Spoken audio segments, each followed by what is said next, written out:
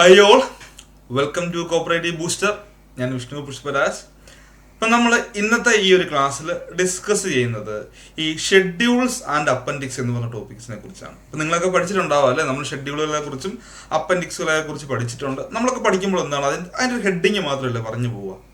അപ്പം നമുക്ക് നോക്കാം എന്താണ് അതിൽ പറയുന്നത്. നമ്മൾ സാധാരണ 3 ഷെഡ്യൂളുകളുണ്ട്, 3 അപ്പൻഡിക്സുകളുണ്ടെന്ന് പഠിക്കാറുണ്ട്. അപ്പം അതിൻ്റെ ഉള്ളിൽ പറയുന്ന കാര്യങ്ങൾ, അതായത് എന്താണ് ജസ്റ്റ് അതിൻ്റെ ഹെഡിങ് അല്ലേ? ഷെഡ്യൂൾ 1 ആണെങ്കിൽ എന്താണ് list of central societies and apex societies അല്ലേ? List of apex and central societies to which appointments are done through PSC. രണ്ടാമത്തേൽ പറയുന്നുണ്ട് ഷെഡ്യൂൾ 2 എന്താണ് പറയുക, കോപ്പറേറ്റീവ് പ്രിൻസിപ്പിൾസ്.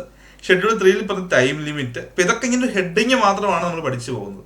അപ്പം നമ്മൾ ഇവിടെ നമ്മൾ ഡിസ്കസ് ചെയ്യാൻ പോകുന്നത് എന്താണ് ഇതിൽ പറഞ്ഞ ഡീറ്റെയിൽ ആണെന്ന് മനസ്സിലാക്കണം കേട്ടോ. പല കുട്ടികളും ഒരുപാട് തവണ നമ്മുടെ ചോദിച്ചു, സാറേ എന്താണ് ഇങ്ങനെ ഞങ്ങൾ ഹെഡിങ് എന്താണ് പഠിച്ചു പോകുന്നുണ്ട്, അതിന്റെ ഉള്ളിൽ പറയുന്നത് എന്താണെന്ന് പറഞ്ഞു തരാമെന്ന് ഒരുപാട് കുട്ടികൾ നമ്മളോട് എന്താണ് വിളിച്ച് ചോദിക്കുകയൊക്കെ ചെയ്തിട്ടുണ്ട്. അപ്പം അങ്ങനെയുള്ളവർക്ക് വേണ്ടിയാണ് നമ്മൾ ഇന്നത്തെ ഈ ക്ലാസ്സിൽ പറയുന്നത്. ഇത് നിങ്ങൾ കാണാതെ പഠിക്കുമെന്നും വേണ്ട, കാര്യം ഒന്ന് മനസ്സിലാക്കി പോയാൽ മതി കേട്ടോ. ഇതൊരിക്കലും കാണാതെ പഠിക്കണ്ട.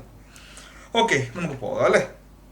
നമ്മൾ ആദ്യം ഡിസ്കസ് ചെയ്യുന്നത് ഷെഡ്യൂളുകളെ കുറിച്ചാണ്. ഷെഡ്യൂളുകൾ അല്ലെ? ഇപ്പം നമ്മൾ ഓൾറെഡി നിങ്ങളോട് പറഞ്ഞിട്ടുണ്ട്, ഷെഡ്യൂൾ എന്ന് പറഞ്ഞാൽ അത് സെക്ഷനുമായിട്ട് അല്ലെങ്കിൽ ആക്റ്റുമായി ബന്ധപ്പെട്ടെന്ന് പറഞ്ഞിട്ടുണ്ട് അല്ലേ? ആക്റ്റുമായി ബന്ധപ്പെട്ടത്, ആക്ട് എന്ന് പറഞ്ഞാൽ സെക്ഷനുമായിട്ട് ബന്ധപ്പെട്ടതാണ് ഈ ഷെഡ്യൂളുകൾ എന്ന് ഞാൻ പഠിപ്പിച്ചിട്ടുണ്ട്. അപ്പോൾ നമുക്ക് അതുകൊണ്ട്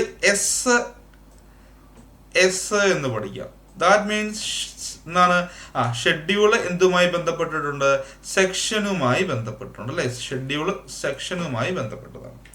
ഇപ്പൊ ഷെഡ്യൂൾ 1 പറയുന്നത് അല്ലെ, ഷെഡ്യൂൾ എന്ന് പറഞ്ഞാൽ പട്ടിക അല്ലെ? 3 പട്ടികകളെ കുറിച്ച് പറയുന്നുണ്ട്. അതിൽ പട്ടിക 1 അല്ലെങ്കിൽ ഷെഡ്യൂൾ 1 പറയുന്നത് എന്താണ്? List of apex and central society to which appointments are done through PSC. അതായത് PSC വഴി അപ്പോയിന്റ്മെന്റ് നടത്തുന്ന അപ്പെക്സ് ആൻഡ് സെൻട്രൽ സംഘങ്ങൾ ഏതൊക്കെയാണ് അല്ലെ? ആ ലിസ്റ്റ് ആണ് ഷെഡ്യൂൾ 1 പറയുന്നത്. ഇപ്പൊ ഇതിനെക്കുറിച്ച് പറയുന്നത് സെക്ഷൻ അല്ലെ, വകുപ്പ് 80(3)ലും പറയുന്നുണ്ട് കേട്ടോ.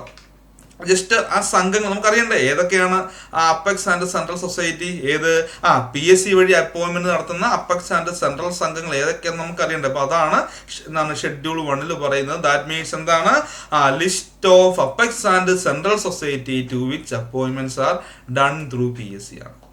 ഇപ്പൊ നമുക്ക് നോക്കാം. അവിടെ ആദ്യം പറഞ്ഞ ഏതാണ്? കേരള സ്റ്റേറ്റ് കോപ്പറേറ്റീവ് ബാങ്ക് അല്ലേ? നമ്മുടെ അപ്പെക്സ് എന്താണ് ആ ബാങ്കായ കേരള സ്റ്റേറ്റ് കോപ്പറേറ്റീവ് ബാങ്കിനെ കുറിച്ചാണ് ആദ്യം പറയുക. അപ്പൊ എന്താണ് ഷെഡ്യൂൾ 1 പറയുന്നത് എന്താണ്? List of apex and central society to which appointments are done through PSC. ഇപ്പോൾ തന്നെ ഞാനൊരു 3 തവണ പറഞ്ഞു, നിങ്ങളും ഏകദേശം പഠിച്ചിട്ടുണ്ട് ഷെഡ്യൂൾ 1 പറഞ്ഞത് എന്താണ്. ഷെഡ്യൂൾ അടുത്ത് നോക്കാം. രണ്ടാമത് പറയാണ് the Kerala state cooperative agricultural and rural development bank. That means എന്താണ്? KS card bank. ഇപ്പൊ കേരള ബാങ്ക് പറഞ്ഞു, KS കാർഡ് പറയുന്നുണ്ടല്ലേ. പിന്നെന്താ പറയുക? Kerala state federation of SC/ST development. അപ്പൊ SC/ST ഫെഡിനെ കുറിച്ചാണ് മൂന്നാമത് പറയുന്നത്. ആദ്യം കേരള ബാങ്ക്, രണ്ടാമത് KS കാർഡ് ബാങ്ക്, മൂന്നാമത് SC/ST ഫെഡറേഷൻ. നാലാമതായിട്ട് പറഞ്ഞ Kerala state cooperative housing federation. That means house ഫെഡിനെ കുറിച്ചാണ് അല്ലേ? ഹൗസ് ഫെഡിനെ കുറിച്ചാണ് നാലാമതായിട്ട് പറയുന്നത്. ഹൗസ് ഫെഡ് എന്ന് ഓർത്ത് വെച്ചേക്കാം. അഞ്ചാമതായിട്ട് പറയുന്നത് എന്താണ്? മിൽക്ക് മാർക്കറ്റിംഗ് സംഘം. ദാറ്റ് മീൻസ് ഏതാണ്? അതിന്റെ അപ്പെക്സ് വരുന്നത് മിൽമ ആണ് അല്ലേ? മിൽമ അല്ലേ? മിൽമയെ കുറിച്ചാണ് ഏതിലും അഞ്ചാമതായിട്ട് പറയുന്നത്. അപ്പൊ നോക്കിയ Kerala bank, KS card bank, SC/ST fed, house fed, Milma അല്ലേ? അടുത്തത് പറയുന്നത് Kerala state cooperative marketing federation limited. That means market fed ആണ്. മാർക്കറ്റ് ഫെഡ് അപ്പെക്സ് സംഘമല്ലേ? അതിലേക്കുള്ള അപ്പോയിന്റ്മെന്റ് PSC വഴിയാണ് അവർ ഫില്ല് ചെയ്യുക. അപ്പൊ ഇതെന്താ പറയാ? മാർക്കറ്റ് ഫെഡ് എന്ന് പറയാം. എന്താ പറയാ? മാർക്കറ്റ് ഫെഡ് കേട്ടോ. മാർക്കറ്റ് ഫെഡ് ആണ് ഇവിടെ പറയുന്നത്. അടുത്തത് Kerala state cooperative rubber marketing federation. That means rubber mark. നമുക്കറിയാം 2 അപ്പെക്സ് സംഘങ്ങളാണ് ഈ മാർക്കറ്റിംഗ് സംഘങ്ങളുടെ അണ്ടറിൽ വരുന്നത്. ആദ്യം മാർക്കറ്റ് ഫെഡും വരുന്നുണ്ട്, പിന്നെ റബ്ബർ മാർക്കും വരുന്നുണ്ട്. പിന്നെ കേരള കർഷക സഹകരണ ഫെഡറേഷൻ. എന്താണ്? കേര ഫെഡ് അല്ലെ? നമ്മുടെ കേര ഫെഡിനെ കുറിച്ചാണ് ഇതിൽ പറയുന്നത്. 8ാമതായിട്ട് പറയുന്നത്. 9ാമതായിട്ട് പറഞ്ഞത് എന്തിനെ കുറിച്ചാണ്? മത്സ്യ ഫെഡിനെ കുറിച്ചാണ്. ഇതൊക്കെ അപ്പെക്സ് സംഘങ്ങളാണ്. PSC വഴി അപ്പോയിന്റ്മെന്റ് എടുത്ത അപ്പെക്സ് സംഘങ്ങളാണ് മത്സ്യ ഫെഡ്. പിന്നെ പറയുന്നത് കേരള സ്റ്റേറ്റ് കോപ്പറേറ്റീവ് കൺസ്യൂമർ അല്ലെ? കൺസ്യൂമർ ഫെഡ് എന്ന് ഓർത്ത് വെച്ച്. കൺസ്യൂമർ ഫെഡ് എന്ന് ഓർത്ത് വെച്ച്. അടുത്താണ് Kerala state cashew workers apex industrial cooperative society. Okay, അതൊന്ന് ഓർത്ത് വെച്ച് കേട്ടോ. Cashew workers apex industrial cooperative society. പിന്നെ എന്താണ് പറയുക? ഹാൻഡ്ലൂമിന്റെ Kerala state handloom weavers cooperative society. ഹാൻഡ്ലൂമിനെ കുറിച്ച് പറയുന്നുണ്ട്. പിന്നെ നോക്കട്ടെ, ഹാൻഡിക്രാഫ്റ്റിനെ കുറിച്ച് പറയുന്നുണ്ട്. അല്ലേ? എന്താണ് Kerala state cooperative coir marketing ഫെഡറേഷനെ കുറിച്ച് പറയുന്നുണ്ട്.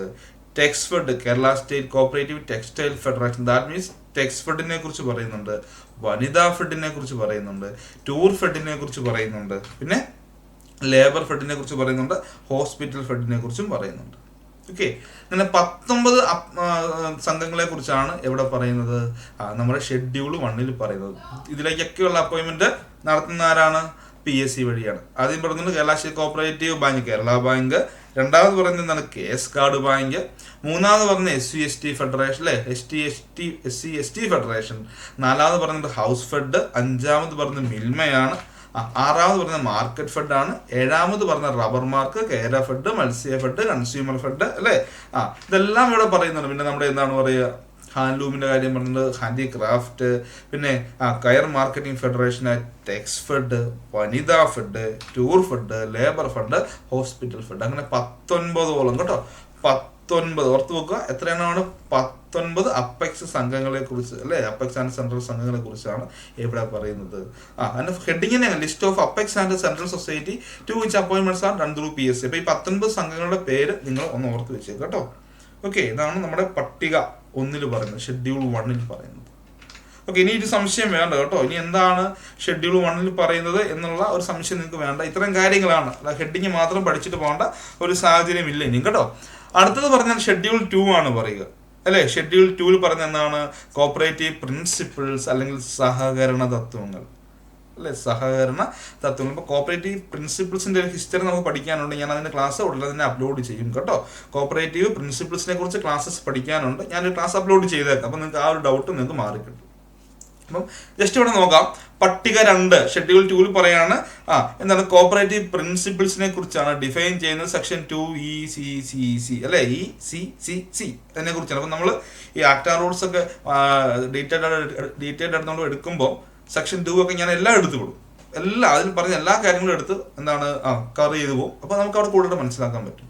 അപ്പൊ കോപ്പറേറ്റീവ് പ്രിൻസിപ്പിൾസിനെ കുറിച്ചാണ് ഷെഡ്യൂൾ 2 പറഞ്ഞ സെക്ഷൻ 2ECCC, അല്ലെ? സെക്ഷൻ 2ECCC, അല്ലെ? ECCC 3C. 3C എന്ന് ഓർത്ത് വെച്ചേക്കുക. അവിടെയാണ് ഷെഡ്യൂളുകളെ കുറിച്ച് ഡിഫൈൻ ചെയ്യുക, വ്യാഖ്യാനിക്കുന്നത് കേട്ടോ. അപ്പൊ നമുക്ക് നോക്കാം കോപ്പറേറ്റീവ് പ്രിൻസിപ്പിൾസ് ഏതൊക്കെയാണ്. നമുക്കറിയാം, നമുക്ക് 7 പ്രിൻസിപ്പിൾസ് ആണുണ്ട്, അല്ലെ? Open and voluntary membership, democratic member control, member economic participation, autonomy and independence, education, training and information, cooperation among cooperatives, concern for community. അങ്ങനെ 7 എണ്ണമാണ് നമുക്കുള്ളത്, അല്ലെ? ആദ്യത്തെ എന്താണ്? Open and voluntary membership. Okay, open and voluntary membership എന്ന് വെച്ചാൽ എന്താ മലയാളത്തിൽ പറയുന്നത്? തുറന്നതും, അല്ലെ? ഓപ്പൺ, തുറന്നതും സ്വമേധയാ ഉള്ളതുമായ അംഗത്വം. അതാണ് പ്രോപ്പർ അതിന്റെ മലയാളത്തിൽ ഡിഫൈൻ ചെയ്യുന്നത് കേട്ടോ. മലയാളം വാക്കാണ് തുറന്നതും സ്വമേധയാ, അല്ലെ? സ്വമേധയാ ഉള്ളതുമായ അംഗത്വം. അടുത്തത് democratic member control, that means അംഗങ്ങളുടെ ജനാധിപത്യ നിയന്ത്രണം. എന്താണ്? അംഗങ്ങളുടെ ജനാധിപത്യ നിയന്ത്രണം. മൂന്നാമത് പറഞ്ഞത് മെമ്പർ എക്കണോമിക് പാർട്ടിസിപ്പേഷൻ, അംഗങ്ങളുടെ സാമ്പത്തിക പങ്കാളിത്തം. നാലാമത് പറയുന്നത് ഓട്ടോണമി ആൻഡ് ഇൻഡിപെൻഡൻസ് എന്ന് പറഞ്ഞാൽ സ്വയംഭരണവും സ്വാതന്ത്ര്യവും, അല്ലെ? സ്വയംഭരണവും സ്വാതന്ത്ര്യവും. അഞ്ചാമത് പറയുന്നത് എഡ്യൂക്കേഷൻ, ട്രെയിനിങ് ആൻഡ് ഇൻഫർമേഷൻ എന്ന് വെച്ചാൽ എന്താ അർത്ഥം നോക്കുക? വിദ്യാഭ്യാസവും പരിശീലനവും വിജ്ഞാനവും. ഓക്കെ, ആറാമത് എന്താണ്? സംഘങ്ങൾ തമ്മിലുള്ള സഹകരണം. ഏഴാമത്തെ കൺസേൺ ഫോർ കമ്മ്യൂണിറ്റി എന്ന് പറയുന്നത് എന്താണ്? നമുക്ക് സമൂഹത്തോട് എന്താണ്? പ്രതിബദ്ധതയുണ്ടാകണം. ഓക്കെ, അപ്പൊ അങ്ങനെ 7 പ്രിൻസിപ്പിൾസിനെ കുറിച്ചാണ്, അല്ലെ? നമ്മുടെ സഹകരണ സംഘങ്ങളൊക്കെ പ്രവർത്തിക്കുന്നത് ഈ 7 പ്രിൻസിപ്പിൾസിന്റെ അടിസ്ഥാനത്തിലാണ്. ഇതെല്ലാം നമ്മൾ പാലിക്കണം. ഈ തത്വങ്ങളെല്ലാം നമ്മൾ പാലിക്കണം എന്ന് പറയുന്നുണ്ട്. ഇതിന്റെ ക്ലാസ് ഞാൻ അപ്ലോഡ് ചെയ്യും. അപ്പോൾ നിങ്ങൾക്ക് കാര്യങ്ങൾ കൂടുതലായിട്ട് മനസ്സിലാവും. അപ്പൊ ഇത് പഠിക്കാനായിട്ട് നമുക്ക് ഇവിടെ ഒരു കോഡ് ഞാൻ തരാം അങ്ങോട്ട്. ഇവിടെ ഒരു കോഡ് ഈ ക്രമത്തിൽ തന്നെ പഠിക്കണം, അല്ലെ? VD കോഡാണ് അല്ലെ? VDMAECC, അല്ലെ? ഇപ്പം നമ്മൾ ഈ കോപ്പറേറ്റീവ് പ്രിൻസിപ്പിൾസിന്റെ ഹിസ്റ്ററി പഠിക്കുമ്പോൾ നമ്മൾ ഈ കോപ്പറേഷൻ എമംഗ് കോപ്പറേറ്റീവ്സും കൺസേൺ ഫോർ കമ്മ്യൂണിറ്റി എടുത്ത് പഠിക്കുന്നുണ്ട്. കാരണം കാർവേ കൊണ്ടുവന്ന പ്രിൻസിപ്പിളാണ് കോപ്പറേഷൻ എമംഗ് കോപ്പറേറ്റീവ്സ്. പിന്നെ അവസാനമായിട്ട് വന്ന കൺസേൺ ഫോർ കമ്മ്യൂണിറ്റി. അപ്പം നിങ്ങൾ VDMAECC എന്ന് പഠിച്ചത് V for voluntary membership, open and voluntary membership. പിന്നെ ഞാനിവിടെ V എന്ന് പറയാണ്, that means voluntary membership. D for democratic member control. അടുത്തത് M for member economic participation. അടുത്തത് A ഓട്ടോണമി ആൻഡ് ഇൻഡിപെൻഡൻസ്. അടുത്തത് E education, training and information. അടുത്ത C cooperation among cooperatives. നമ്മൾ ആ ഒരു ഹിസ്റ്ററി പഠിക്കുമ്പോൾ അതിന്റെ പ്രാധാന്യം പഠിക്കും. അപ്പോൾ നമുക്ക് മനസ്സിലാവും സെക്കൻഡ് ലാസ്റ്റ് ആയിട്ട് വന്നത് കോർപ്പറേഷൻ എമംഗ് കോപ്പറേറ്റീവ്സ് ആണ്. അവസാനത്തെ concern phone community, that means VDMAECC എന്ന് പഠിച്ചേക്കുക. ഓക്കെ, VDMAECC ക്ലിയർ ആയല്ലോ? ഷെഡ്യൂൾ ക്ലിയർ ആയില്ലേ? ഓക്കെ, ക്ലിയർ ആണെന്ന് ഞാൻ വിചാരിക്കുന്നു. അടുത്തത് മൂന്നാമത്തേനെ കുറിച്ച് പറയുന്നത് എന്താണ്? തർക്കങ്ങളിൽ അല്ലേ എന്താണ് പറയുക, ടൈം ലിമിറ്റ് ആണ്. തർക്കങ്ങൾ നമ്മൾ ഫയൽ ചെയ്യേണ്ട, അത് പ്രധാനപ്പെട്ടിട്ട് ഇവിടെ ഉദ്ദേശിക്കുന്നത് സാമ്പത്തിക തർക്കങ്ങൾ, ധനപരമായ മോണിറ്ററി ഡിസ്പ്യൂട്ടുമായി ബന്ധപ്പെട്ട് അത് നമ്മൾ എന്ത് ചെയ്യുന്നതാണ്, അത് ഫയൽ ചെയ്യേണ്ട ആ സമയത്തെ കുറിച്ചാണ് ഇവിടെ പറയുന്നത് കേട്ടോ. തർക്കത്തിൽ അല്ലെങ്കിൽ അന്യായത്തിലെ വിവരണം പറയുന്നുണ്ട്, കാലഹരണം തുടങ്ങിയ കാലം പറയുന്നുണ്ട്, പിന്നെ ഏത് കാലം വരെയാണ്. ആദ്യം description of dispute or suit എന്നാ പറയുക. ഞാൻ പറഞ്ഞു ഇവിടെ ടൈം ലിമിറ്റ് ആണ്, ഷെഡ്യൂൾ 3 ടൈം ലിമിറ്റ് ആണ്. പിന്നെ ഇത് ഒന്നും പേടിക്കേണ്ട കാര്യം, എല്ലാം 3 വർഷം തന്നെയാണ്. അതാണ് ഇവിടുത്തെ ഏറ്റവും രസകരമായ കാര്യം. നമ്മൾ ഈ ഷെഡ്യൂൾ 3 എന്ന് പറഞ്ഞ time limit, monetary dispute file ചെയ്യുന്ന ടൈം ലിമിറ്റ് ആണ്. 3 വർഷം നിങ്ങൾ പഠിച്ചേക്കുക. അപ്പം നമുക്ക് നോക്കാം എന്തൊക്കെയാണ് ഇവിടെ വരുന്നത് എന്ന് നമുക്ക് നോക്കിക്കൂടെ പോകാം അല്ലേ? അതല്ലേ നല്ലത്. ജസ്റ്റ് 3 ഇയേഴ്സ് ആണ്, എല്ലാം 3 വർഷമാണ്. അപ്പം നമുക്കതൊന്ന് ജസ്റ്റ് ഏതൊക്കെയാണെന്ന് ആ ഒരു രീതിയിൽ വരുന്നതും കൂടെ നമുക്ക് നോക്കിയൊന്ന് മനസ്സിലാക്കാം കേട്ടോ. അപ്പോൾ ഷെഡ്യൂൾ 3 എന്ന് പറഞ്ഞാൽ ടൈം ലിമിറ്റ് ആണ്. ഓക്കെ, 69(4) പറയുന്നത് സബ്സെക്ഷൻ 4 ഓഫ് സെക്ഷൻ 69 കുറിച്ചാണ് അവിടെ പറയുന്നത്. മോണിറ്ററി ഡിസ്പ്യൂട്ടിന്റെ കാര്യമാണ്. അപ്പോൾ അതെപ്പോഴാണ് നമ്മൾ ഫയൽ ചെയ്യേണ്ട ആ ഒരു സമയബന്ധിതം അല്ലേ, ടൈം ലിമിറ്റ് എന്നാണ് പറയുന്നത്. നമുക്ക് നോക്കിയാലോ, ഓരോന്നും ജസ്റ്റ് ഒന്ന് ഓടിച്ച് നോക്കാം. നിങ്ങൾ 3 വർഷം മാത്രം പഠിച്ചാൽ മതി കേട്ടോ. നമുക്ക് ഒന്ന് മനസ്സിലാക്കി പോകാം. അപ്പോൾ ഇവിടെ നമ്മൾ 3 കോളം വന്നിട്ടുണ്ടല്ലേ അല്ലേ. നോക്കി എന്താണ് പറയാ, description of dispute or suit, period of limitation, time from which period begins എന്നാണ്. അതായത് description of dispute or suit, തർക്കത്തിന്റെ അല്ലെങ്കിൽ അന്യായത്തിന്റെ വിവരണം, എന്താണ് കാരണം അല്ലേ. പിന്നെയാണ് പീരീഡ് ഓഫ് ലിമിറ്റേഷൻ അല്ലെ, കാലഹരണം തുടങ്ങിയ കാലം മുതൽ എന്നാണ് പറയുക, എപ്പോഴാണ് നമ്മൾ കേസ് ഫയൽ ചെയ്യേണ്ടത്. അപ്പോൾ ആ 3 വർഷം വരുന്നത് time from which period begins to run എന്നാണ് പറയുക. ഏത് കാലം വരെ എന്നുള്ള കാര്യം ഇവിടെ ഉദ്ദേശിക്കുന്നുണ്ട്. അപ്പം നമുക്കിത് ഓരോ നോക്കാം, ഓടിച്ച് നോക്കിയാൽ മതി. വലിയ കഷ്ടപ്പെട്ട് നോക്കുമൊന്നും വേണ്ട, ജസ്റ്റ് ഒന്ന് ഓടിച്ച് നോക്കിപ്പോ. അത് അത്രത്തോളം ഡീറ്റെയിൽ ആയിട്ട് ഇവിടെ നോക്കേണ്ടതാണ് ഞാൻ ഉദ്ദേശിച്ചത് കേട്ടോ. ജസ്റ്റ് ഒന്ന് ഓർക്കുക, എല്ലാം 3 വർഷമായിട്ട് തന്നെ ബുദ്ധിമുട്ടില്ല. ആദ്യത്തെ condition for money receivable for money lend എന്ന, അതായത് കിട്ടാനുള്ള കടം നൽകിയ പണത്തിന് വേണ്ടി, കിട്ടാനുള്ള കടം നൽകിയ പണത്തിന് വേണ്ടി. For money receivable for money lend. ഇപ്പൊ സംഘം നമ്മൾ പണം കടം കൊടുത്തു, അത് തിരിച്ച് നൽകുന്നില്ല എന്നുണ്ട് അല്ലേ. അപ്പൊ ആ സംഘം നമ്മൾ ലോൺ കൊടുക്കുന്നു, തിരിച്ച് നൽകിയില്ല എന്നുണ്ട്, ഞങ്ങൾ ഉദ്ദേശിച്ചാൽ മതി. അത് 3 വർഷമാണ് കേട്ടോ. ആ 3 വർഷത്തിനകമായിട്ട് നമ്മൾ ചെയ്തിരിക്കണം. പിന്നെ when repayment period is over. അപ്പൊ എന്ന് മുതൽ 3 വർഷമാണെന്നാണ്. അപ്പൊ നമ്മൾ ഒരു കടം നൽകി, ഉദാഹരണം ഞാൻ പറയണം, നമ്മളിപ്പോൾ ഒരു കടം ഒരു ലോൺ നൽകി. ലോൺ 3 വർഷം കൊണ്ട് തിരിച്ചടയ്ക്കേണ്ടതാണ്. ഓക്കെ, ലോൺ 3 വർഷം കൊണ്ട് തിരിച്ചടയ്ക്കും. പിന്നെ ഒരു ലോൺ നൽകി കഴിഞ്ഞാൽ 3 വർഷം കൊണ്ട് ആ ലോണിന്റെ കാലാവധി തീരുകയാണ്. 36 മാസത്തേക്കാണ് നമ്മൾ ലോൺ കൊടുത്തത്.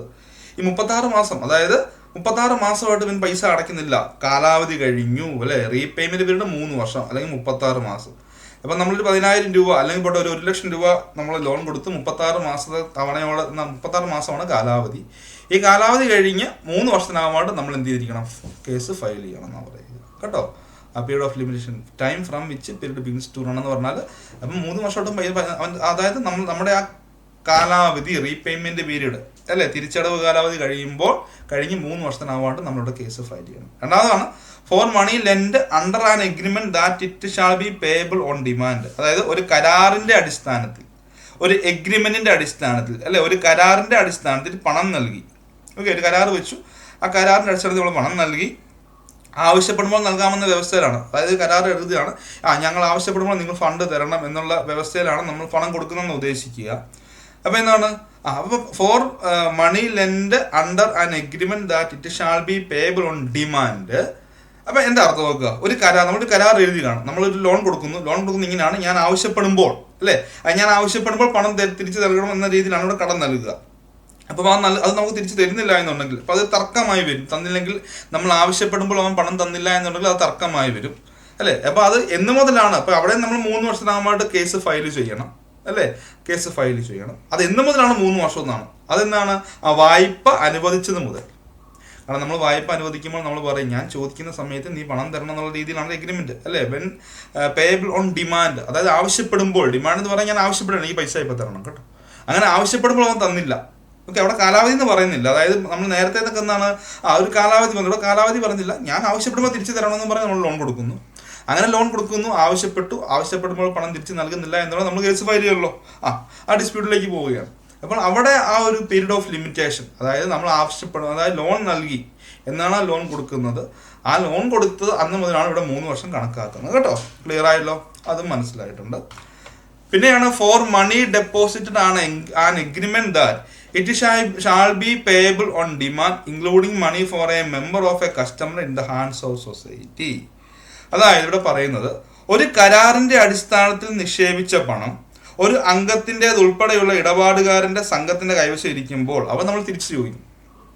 നമ്മളൊരു എഗ്രിമെന്റ് കഴിയുമ്പോൾ, അല്ലെങ്കിൽ നമ്മൾ ഫണ്ട് ഇപ്പോൾ ബാങ്കിൽ കൊണ്ട് നമ്മൾ ഫണ്ട് ഇട്ട് കഴിയുമ്പോൾ അല്ലേ, ഒരു കരാറിന്റെ അടിസ്ഥാനത്തിൽ നിക്ഷേപിച്ച പണം ഒരു അംഗത്തിൻ്റെത് ഉൾപ്പെടെയുള്ള ഇടപാടുകാരൻ്റെത് സംഘത്തിന്റെ കൈവശം ഇരിക്കുമ്പോൾ നമ്മൾ പോയി ഡിമാൻഡ് ചെയ്യുമ്പോൾ, ഓക്കെ, നമ്മൾ ഡിമാൻഡ് ചെയ്യുമ്പോൾ, അതായത് നമ്മൾ ഡിമാൻഡ് ചെയ്യുമ്പോൾ തരാമെന്ന് പറഞ്ഞാണ് നമ്മൾ ഫണ്ട് എടുക്കുക അല്ലെ. ഫോർ മണി ഡിപ്പോസിറ്റ് അണ്ടറാണ് agreement that it shall be payable on demand. ഞാൻ എൻ്റെ സഹകരണ എനിക്ക് ബാങ്ക് അക്കൗണ്ട് ഉണ്ട്, അവിടെ ഞാൻ SB അക്കൗണ്ട് ഇടുമ്പോൾ, SBയിൽ ഞാൻ ക്യാഷ് ഇടുമ്പോൾ എന്താണ്, ഞാൻ ഡിമാൻഡ് ചെയ്യുമ്പോൾ എടുക്കുകയല്ലേ SBയിൽ. FD അല്ല കേട്ടോ, FD അല്ല, SB അക്കൗണ്ടിൽ ഇടുകയാണ്. ഞാനിപ്പോൾ 5000 രൂപ ഇട്ടു, ഞാൻ ഇന്നിട്ടേക്ക് നാളെ പോയി എടുക്കാം, അല്ലെ ഇന്ന് തന്നെ എടുക്കാൻ കുഴപ്പമൊന്നുമില്ല. അപ്പോൾ ഡിമാൻഡ് ചെയ്യുമ്പോൾ എനിക്ക് തിരിച്ചു തരണം. അങ്ങനെ ഫണ്ട് ഇട്ടു, ആ ഫണ്ടിന്റെ ഒരു എഗ്രിമെന്റ് എന്ന് പറഞ്ഞാൽ ആവശ്യപ്പെടുമ്പോൾ തിരിച്ച് തരണം എന്നുള്ള രീതിയിലാണ് എഗ്രിമെന്റ്.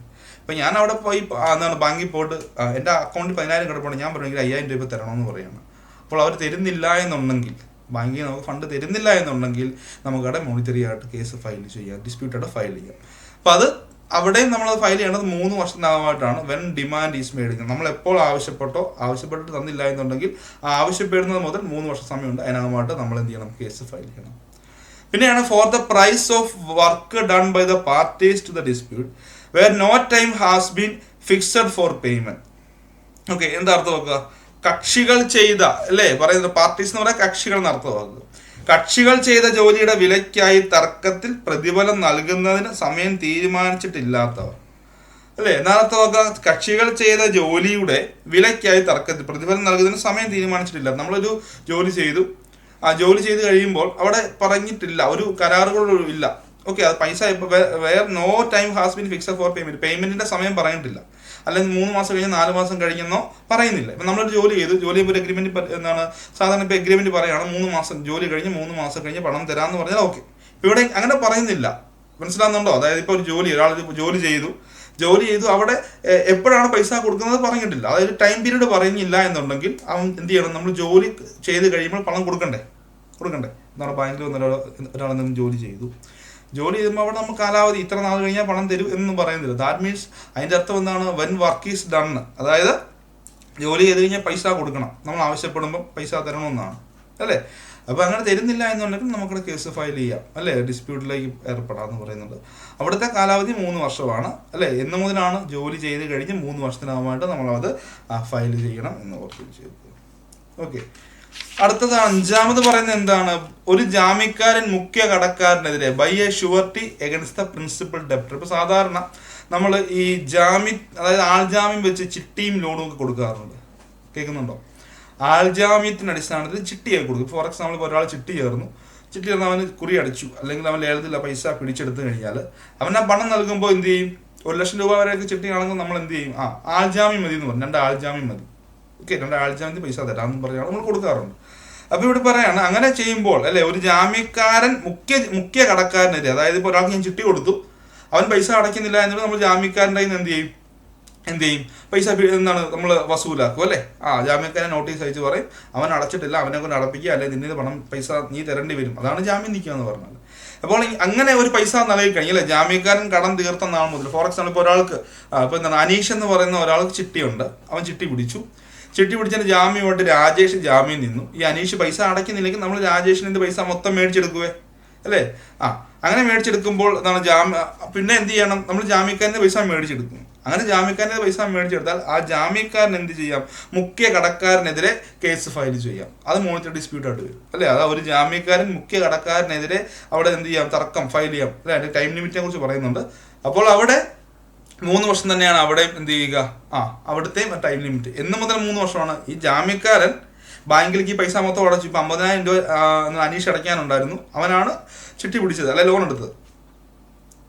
നമ്മൾ രാജേഷിൻ്റെ പൈസ മൊത്തം ഈടാക്കി. രാജേഷ് ജാമ്യക്കാരനാണ്, അവൻ ഈടാക്കി, നമ്മൾ മൊത്തം പൈസ അവൻ്റെ ഈടാക്കി കഴിഞ്ഞാൽ അവൻ എന്ത് ചെയ്യാം?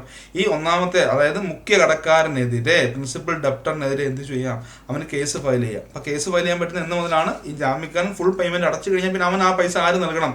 മുഖ്യ എന്താ പറയുക, പ്രിൻസിപ്പൽ ഡെപ്റ്റർ എന്ന് പറയും അല്ലെ, മുഖ്യ കടക്കാരൻ നൽകണം. അപ്പം അങ്ങനെ അവന് വേണമെങ്കിൽ ഒരു എന്താ പറയുക, ഒരു ഷുവർട്ടിക്ക്, ഒരു ജാമ്യക്കാരന് വേണമെങ്കിൽ മുഖ്യ കടക്കാരനെതിരെ കേസ് ഫയൽ ചെയ്യാം. അവൻ മറ്റേ പൈസ അടച്ചു തീർത്തതിന് ശേഷം കേട്ടോ.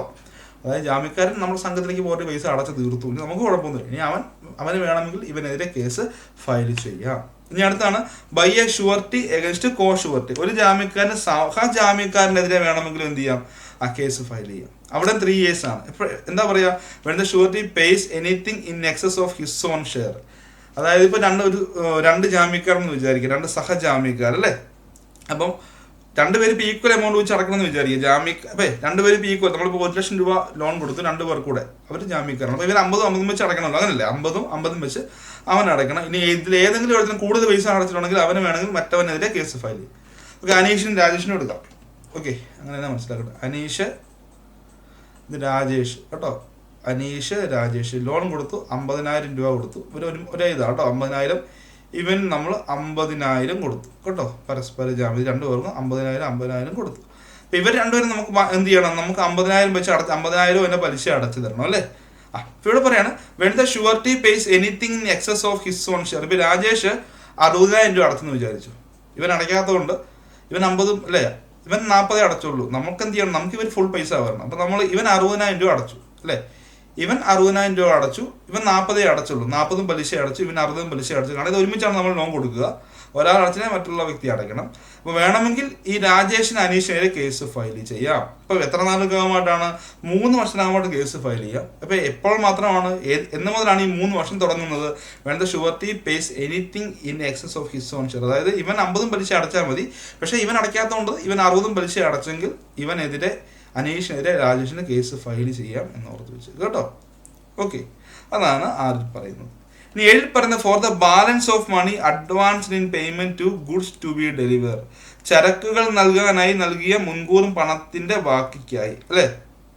നമ്മൾ ചരക്കുകൾ for the balance of money advanced in payment of goods to be delivered എന്നാ പറയുക. ചരക്കുകൾ നൽകാനായി കേട്ടോ, മനസ്സിലായി. ചരക്കുകൾ നൽകാനായി നൽകിയ മുൻകൂർ പണത്തിന്റെ ബാക്കിയായി. അവിടെ 3 years ആണ് വരിക. When goods ought to be deliver. ചരക്കുകൾ നൽകേണ്ടിയിരുന്ന ദിവസം, ചരക്ക് നൽകിയില്ല എന്നുണ്ടെങ്കിൽ നമ്മൾ ഓൾറെഡി പൈസ അഡ്വാൻസ് ആയിട്ട് കൊടുത്തു, പക്ഷെ പ്രോപ്പറായിട്ട് ഇറക്കിയില്ല എന്നുണ്ടെങ്കിൽ അതിനെതിരെ നമുക്ക് കേസ് ഫയൽ ചെയ്യാം. അവിടെ 3 വർഷമാണ് കാലാവധി വരിക. എന്ന് മുതൽ 3 വർഷം, അതായത് ഇവിടെ പറയുന്നത് 3 വർഷത്തിനുള്ളിലായിരിക്കും നമ്മൾ കേസ് ഫയൽ ചെയ്യേണ്ടത്. ഈ 3 വർഷം എന്ന് മുതലാന്ന് ചോദിച്ചു കഴിഞ്ഞാൽ എന്താണ്? When goods ought to be delivered. ചരക്കുകൾ നൽകേണ്ടിയിരുന്ന ദിവസം മുതൽ കേട്ടോ. അന്ന് മുതലേ പ്രശ്നം വരിക. നൽകിയാൽ കുഴപ്പമില്ല. അപ്പം നൽകേണ്ട ദിവസം മുതൽ 3 വർഷത്തിനകമായിട്ട് വേണമെങ്കിൽ അവിടെ ഫയൽ ചെയ്യാമെന്നാണ് പറയുക. ഓക്കെ, അതാണ് ചരക്കുകൾ നൽകാനായി നൽകിയ മുൻകൂർ പണത്തിന്റെ ബാക്കിയായി കേട്ടോ. അടുത്തത് പറയുകയാണ് for the price of goods sold and delivered where no fixed price of credit is guaranteed upon എന്ന് പറയുന്നത്. അതായത് സാധനങ്ങളുടെ വിലയെയോ സാധനങ്ങൾ വിറ്റതോ വിതരണം ചെയ്തതിനോ കൃത്യമായി കാലയളവ് പറയാത്ത കാലയളവിലെ കടം നൽകുന്നതിന് എപ്പോഴാണ്? അവിടെ 3 വർഷമാണ് വരിക. The date of the delivery of the goods. ചരക്കുകൾ വിതരണം ചെയ്ത തീയതി മുതൽ 3 വർഷമായിട്ട് കേസ് ഫയൽ ചെയ്യുന്നത്. അർത്ഥം നോക്കുക, for the price of goods sold and deliver where no fixed period of credit is agreed upon. അതായത് സാധനങ്ങളുടെ വിലയായോ സാധനങ്ങൾ വിറ്റതോ വിതരണം ചെയ്തതിനോ കൃത്യമായി കാലയളവ് പറയുന്നില്ല കേട്ടോ. കൃത്യമായി കാലയളവ് പറയാത്ത കാലയളവിലെ കടം നൽകുന്നതിനാണ് ഇവിടെ പറയുന്നത് കേട്ടോ. അന്ന് മുതൽ 3 വർഷത്തിനകമായിട്ട് വേണമെങ്കിൽ കേസ് ഫയൽ ചെയ്യാം.